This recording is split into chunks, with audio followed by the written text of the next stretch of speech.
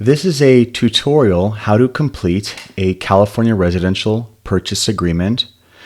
And this is the OORP Form 100. I'm logged into the Forms Manager at forms.oorp.org. And I've pulled up a Form 100 for California to write an offer. And we'll go right through it. We'll go through it step by step and look at each term of a contract. I should mention that this is an alternative form. The industry standard is a California Association of Realtor form. However, that's not a state-approved form. It's no more valid than this form or any other form. And we've put this verbiage here on the top because whatever offer is submitted to a listing agent or a seller's representative is a valid offer that must be delivered to that seller per fiduciary obligation. And so we put in this verbiage as a reminder. Failure to present this offer to the seller is an illegal breach of fiduciary duty, because whether it's a formal offer like this, it's an association, a realtor form, or an offer written up on a notepad by a buyer, if the offer is bona fide, regardless of the format, that must be delivered to the seller. So without further ado, we'll jump right into it. So I've pre-filled some of the information, but you'll start here.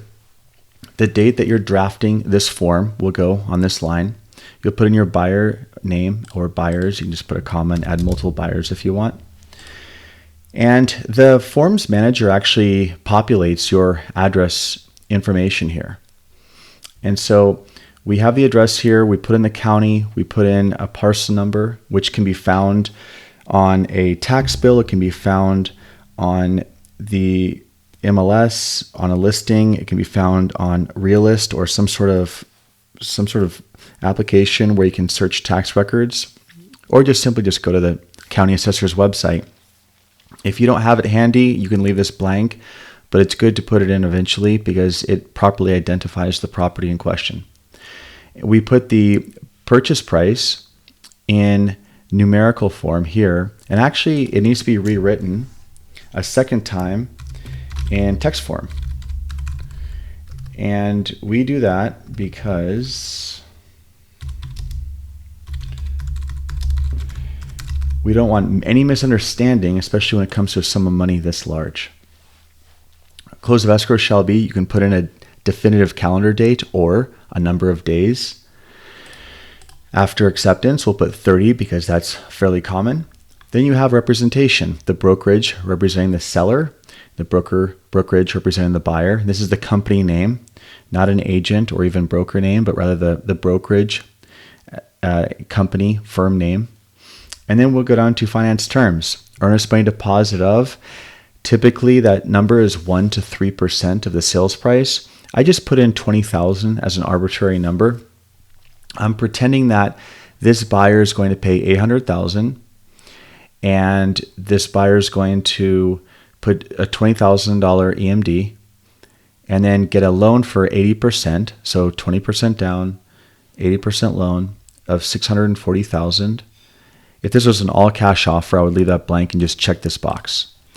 But since we're doing an 80% loan, we put the $640,000 here. If there's additional terms like a seller's credit, maybe the seller's crediting the buyer toward closing costs or some special term, you can write it in here on line 26 and 27. And then it says remainder of down payment. And it even tells you total down payment minus the earnest money deposit. Well, if you're putting 20% down on an $800,000 purchase, then the down payment is $160,000. But you have to take out the earnest money deposit, so we have $140,000 here. And that's the amount that the buyer has to bring. That's the remainder of the down payment. Another easy way to look at this is you see total purchase price down here on line 30. We know what it is from above, of course. This number here on 28 plus any loan amount, and then this EMD amount, earnest money deposit, should total 800. So in this case, 140,000 plus 640,000 is 780 plus 20,000, so 800,000. And this just has to balance out. Buyer's going to initial here at the bottom of the page, and we continue on. You have provisions for the proof of funds and the pre-qual or pre-approval letter. And quite frankly, any offer should have that submitted with it. That's my opinion, at least. And we have 3 days as default verbiage for the buyer to submit to the seller proof of funds of the down payment or proof of funds of the entire purchase price if it's cash. And then we have 3 days for the lender verification. But again, this really should be submitted with the offer. And you can, by the way, you can change this number here if you want to increase or decrease it. Transaction costs. State law in California requires the seller to have functional smoke detectors and carbon monoxide detectors in a property. So almost always you'll see the seller box is checked. Naturally, because the seller is in possession of the property, it's their responsibility to be in compliance. Therefore, the seller's the party that is usually checked here in this section. Same with the natural hazard disclosure, because it's a seller disclosure. And you can write in the company you prefer, or you can write in seller's choice. Same with termite inspection. You can put seller will pay for a termite inspection, write in seller's choice or a company that you prefer to work with. And if the buyer has any special report, a physical property inspection, for example, they could check the buyer box and write that in here if they wanted to. And now, which party pays for title and escrow varies around the state. In Southern California, it's pretty uniform that the seller pays for the owner's title policy, and the seller usually chooses the title company, which you can write in here, or you can write in seller's choice if you don't have one to suggest. And then with escrow, it's usually both boxes are checked. And I'm just telling you what's customary. All this is negotiable. This is entirely negotiable between the parties. Just because it's customary doesn't mean it's mandatory. I'm just telling you what the typical real estate professional will write up on an offer. So we have both boxes checked, and then we would write each pay their own. Now, of course, this is customary for Southern California. In Northern California, it varies county by county, and even in certain counties, it varies within the county. Maybe one end of the county does things one way, and the other end of the county does it a different way. But just because it's easier and it's more common in Southern California to see it as done a certain way throughout the entire southern half of the state, I'm going to do it that way for this example. And then escrow company, same idea. You could write seller's choice or propose a company.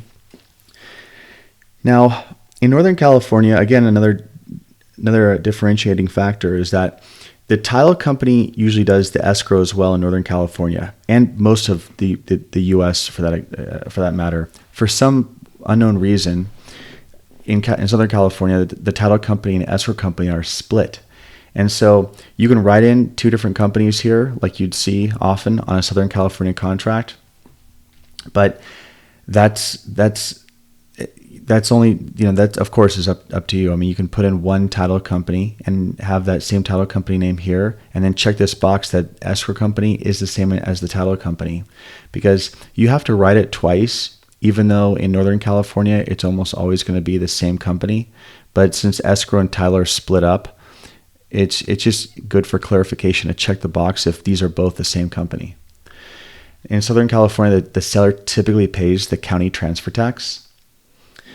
The seller typically pays a city transfer tax or fee. And I wrote if applicable, or I should say it's written in already, if applicable, because not all cities charge a transfer fee or transfer tax. So the question is, does the city in which the property is located, does that have a transfer tax? If it does, check the box. Typically the seller pays in Southern California, if applicable, because maybe it doesn't pertain to that particular city. It's not common, but it's not rare either. So you can always just play it safe and check that box, and it'll be disregarded if it's not applicable. If there's an HOA in Southern California, the seller typically pays the HOA fees. Seller will typically do a home warranty. We'll throw in $650. It's a generous number for an $800,000 home. You could probably go less than that, but we're just making a little sample here. Issued by. Now, I think that it's nice to write buyer's choice because if something goes wrong, the buyer is the party that has to sit on the phone with customer service. So the buyer, you don't want the buyer to feel like they're stuck with some lousy company chosen by the seller. So that's why I like to put buyer's choice. But again, it doesn't have to be. Everything in here is fluid. It's all negotiable and it can all be modified. Even the default verbiage can be changed. All right. There are all these empty lines if you want to add things that haven't been accounted for yet. Your party's going to initial at the bottom. These are all the items that are included in the sale. And then we have personal property that's not automatically included, but typically included or often gets included. And you can check the box if you want a washing machine, the dryer, the refrigerator, the stove, television wall mounts. You can even check a box including televisions. Not that common that you see televisions to convey, but sometimes. So it's there if you need it. And then you can add other items if you want to have them included in the sale. And then we go down here to contingencies. So we have the loan contingency, which is 21 days by default. And now at the end of 21 days, it does not automatically expire. A buyer has to remove that contingency. The 21 days can be reduced down here. If you want to put 17 or 14, if you're feeling really ambitious. Let's say you're a cash buyer, just put no loan contingency. Same with appraisal contingency, 17 days, or you can go down to 14 or something like that and reduce it. But you have 17. If you don't touch anything here, it just stays at 17. If you don't touch anything up here, it stays at 21. And if it's a cash purchase and there's no appraisal, check this box, no appraisal contingency. Finally, we have the inspection contingency. And this by default is 17 days for the buyer to do inspections. But again, you can reduce or increase the amount of days here. Or you can waive an inspection contingency, which is a bold move. That should rarely be done, but it's here if you need it. Buyer's going to initial at the bottom of the page, and we move on. The seller has 7 days, or you can modify that number to deliver disclosures to the buyer. And then there's a lot of verbiage that is here because, so let's back up for a second. You could write an offer, as they say, you could write an offer on a cocktail napkin. And if it has a few fundamental terms, that's everything you need to have a valid contract. But there's all these questions of what happens if, and what makes certain forms better than others is that they have provisions about all the different variables of what can happen and what the remedy is for such events. And so there's going to be boilerplate verbiage that you'll find in this form that is going to address advisories and requirements that are that pertain to the state, or maybe a requirement for the seller to disclose, but also different procedures to take if there's some sort of issue that arises in the transaction. So here alone, if let's say there was an offer that was drafted up on I've seen all sorts of different contracts over the years, but let's say you're looking at like a 2-page for sale by owner.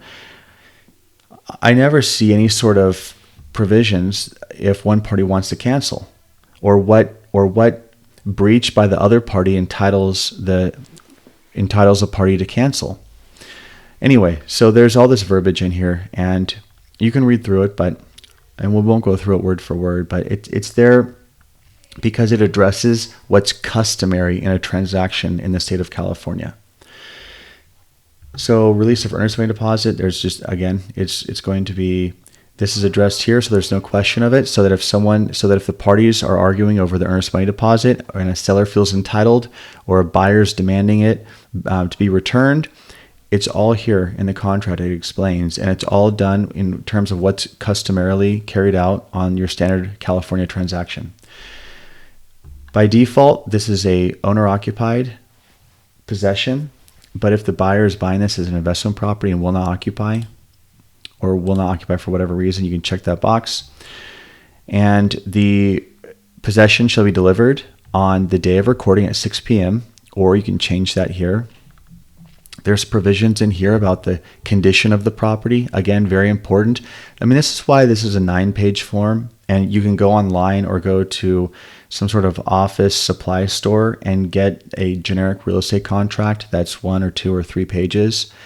And it doesn't address all these nuances, but this is very important for on a professional level in terms of maintaining a smooth real estate transaction that's in line with what's customary. It's very important to have all these like provisions that we're looking at here: dispute resolution, mediation as the first course of resolution, arbitration if mediation is unsuccessful, with and parties must initial here if they want to activate this arbitration clause. And this is to avoid litigation, because if you have a short purchase agreement that doesn't have all this on there, then something goes wrong, then the parties need to go straight to court. All sorts of additional provisions. These are advisories and requirements, all sorts of notices, supplemental property taxes. These are things that the state of California requires the seller tell the buyer about. And this is in addition to the bulk of disclosures that we recommend, and that the state mandates, some of them actually as well, that are delivered from the seller to the buyer. So this is all important verbiage. And then we have recommendations, wire fraud warning, representative capacity. This, of course, if one of the parties is in a trust or buying as a corporation or an LLC, a holding company.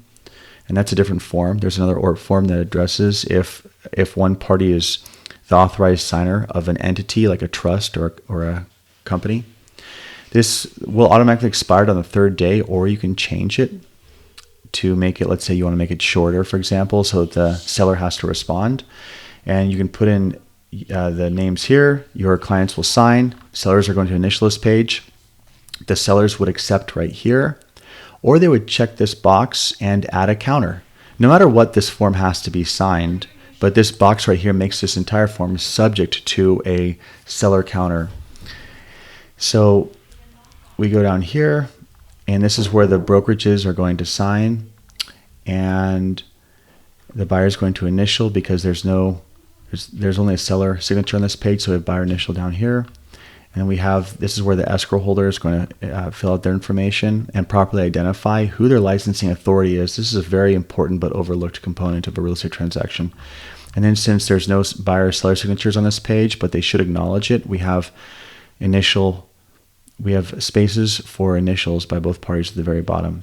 Now, if you have questions, please send an email to contact@oorp.org. And let's scroll up to the very top here. Now, once this is filled out, of course, we can send it to digital signature, but we'll just download this to the computer. And once it's downloaded, we'll have a PDF. We can save the file to our computer, and then we can attach it to an email and send it to our client for signature. I do hope that you found this helpful, and if you have any questions, please visit oorp.org. Thank you.